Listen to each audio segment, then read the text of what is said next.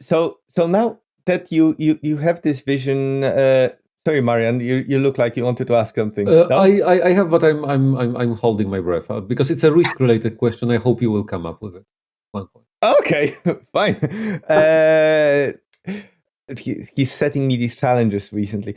Now, I wanted to. So you touched on communicating the vision. So now you have the vision in your head, and it's very clear to you. And but you need to bring other people on board. And one of the, for example, I'm running a series of roundtables with startup owners who have this kind of issue that they have the founding team. They know exactly what they're doing. They know why they're doing it, how they're doing it. But now they need to grow, so they need to bring other people on board, and they hit a stumbling block because they don't know how to communicate this vision to others. How do you communicate this? If you had someone who knows exactly what they want to do, but they just don't know how to say it, what advice would you give them? Well, I think the communication of vision also is part of the implementation process as well, because once you have a vision that is cast that you want to communicate out to the team, then you're going to have to take the steps to implement what's necessary to see through getting to vision or accomplishing vision. So first of all, you need to plan for that, right? You need to plan ahead.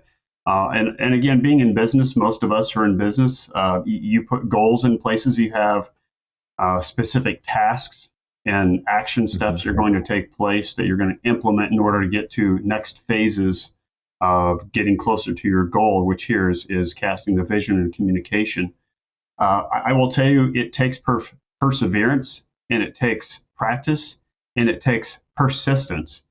Because when it comes to vision, when you cast that vision to your team, it's just not you say it and you're done. It's not just hanging a placard on the wall.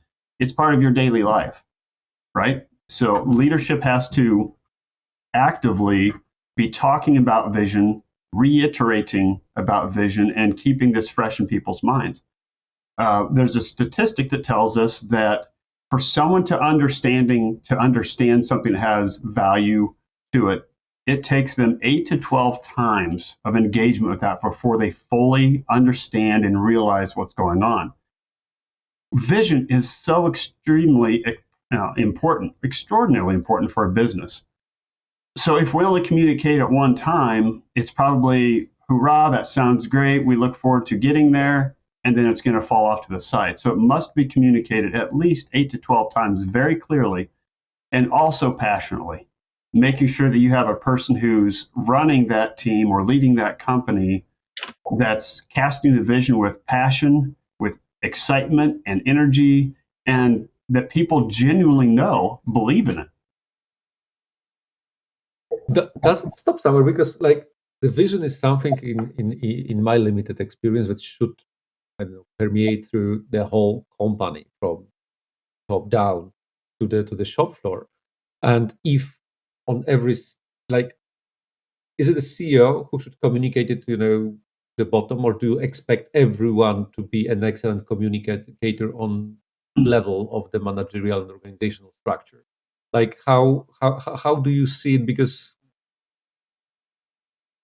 again, I'm maybe grumpy, but I've seen a lot of times that where there was a leadership which even had some kind of a vision and pretty interesting ones, but 3 steps down, it was just KPIs and the questions about how doing this or that will improve my personal KPIs, with no connection to the bigger picture whatsoever. Right. Yeah, I think the biggest thing there is if they don't feel connected, then they probably don't feel part of the vision. And that's where I said earlier, for me, it's important that all different levels of team members are active and participating in casting that vision. They need to know that they have a buy-in, that their voice actually is heard and is part of casting. Listen to Between Data and Risk podcast